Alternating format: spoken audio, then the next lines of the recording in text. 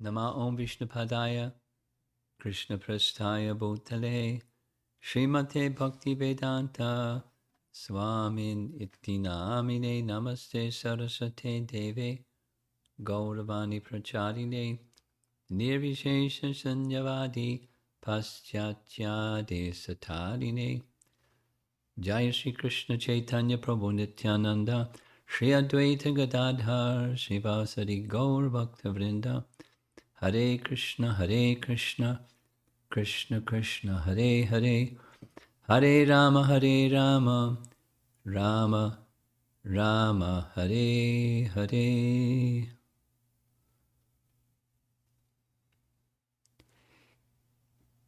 It hardly seems possible that 25 years ago marks the date of Gour Govinda Maharaja's passing. I was in Mayapur at the time.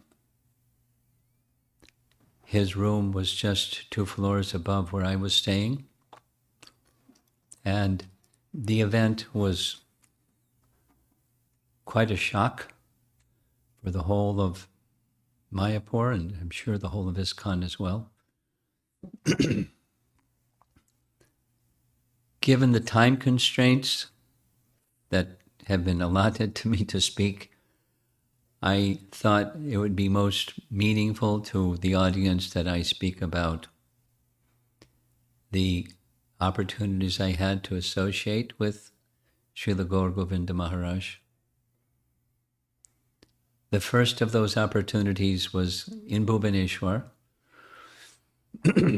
when Bhagavat Prabhu, who had been in New York for some time, later serving Gour Govinda Maharaj, in the very, very, very beginning stage, when we went to see where the temple property was, I was in a bit of a state of shock, because in all directions was empty fields, agricultural land, and a fence, little simple fence surrounding the ISKCON property, and a little hut, if my memory serves me right, a little grass hut, or little dwelling place, cottage,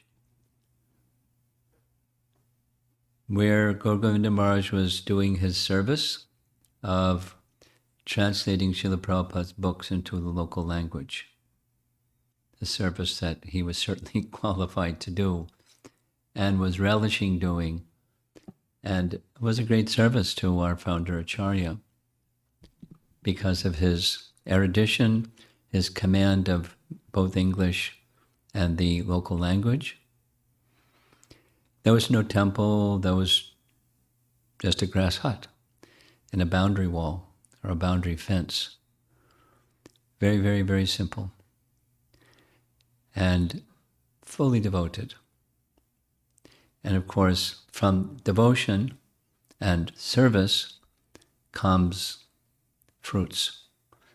And in the course of time, so much evolved over time by his service to His Divine Grace Srila Prabhupada.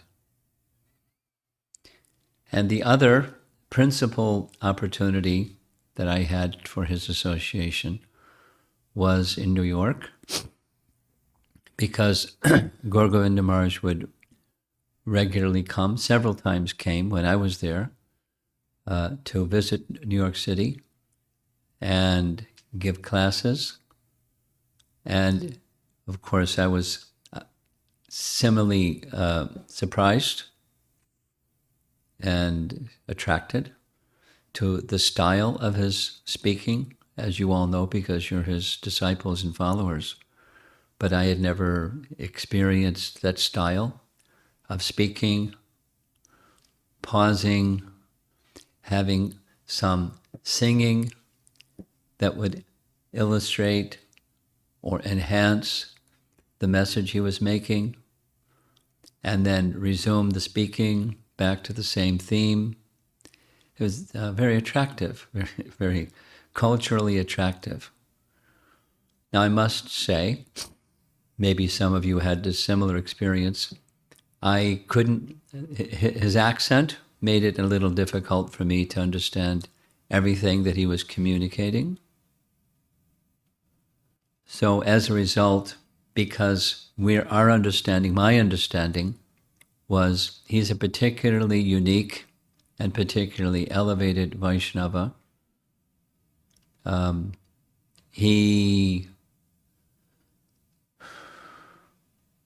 We had to listen to his classes, the recordings of his classes, more than once. Similar to my experience of hearing Srila Prabhupada for the first time. I had to listen to his recorded classes because I couldn't understand everything when he first spoke. And one of his disciples was from New York. I mean, many were from New York. One of them was Adi Purusha. And I recall, I wasn't present, but when Adi Purusha had a tendency to say things that needed to be checked by the spiritual master, and he didn't hesitate. If I remember correctly, hearing from Adi Purusha, not only verbally he would correct him, but sometimes even physically he would correct him. And he knew his disciple, and the disciple appreciated being corrected by a strong whack, that it was his affection. Now, most disciples can't take that, and most gurus don't give such reprimands to disciples unless they can take it. But his repertoire was very wide. He's known in ISKCON today and ISKCON then as very learned, very erudite, and filled with rasa, taste, and loving attraction for Krishna, and inspiring and lifting his audiences to that platform. Yet another side was, he was strict. It wasn't just, I'm okay, you're okay. He was strict. And if somebody needed correction and could take it, he was ready to offer it and lovingly accept it. So I think one final thing, because I understand what Madhavananda was asking of me. I think, this is my opinion, I think that what he was offering, the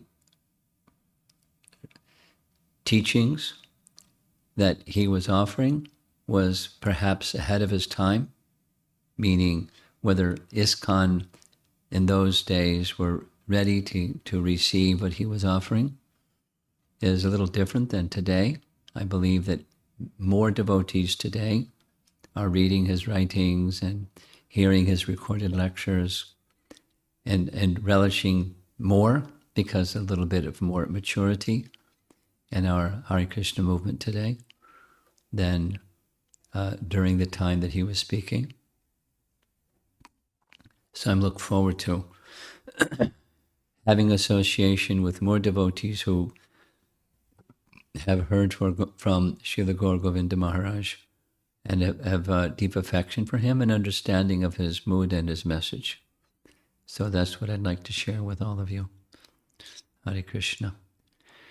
Srila Gour Govinda Maharaj ki jai. And Srila Prabhupada ki jai.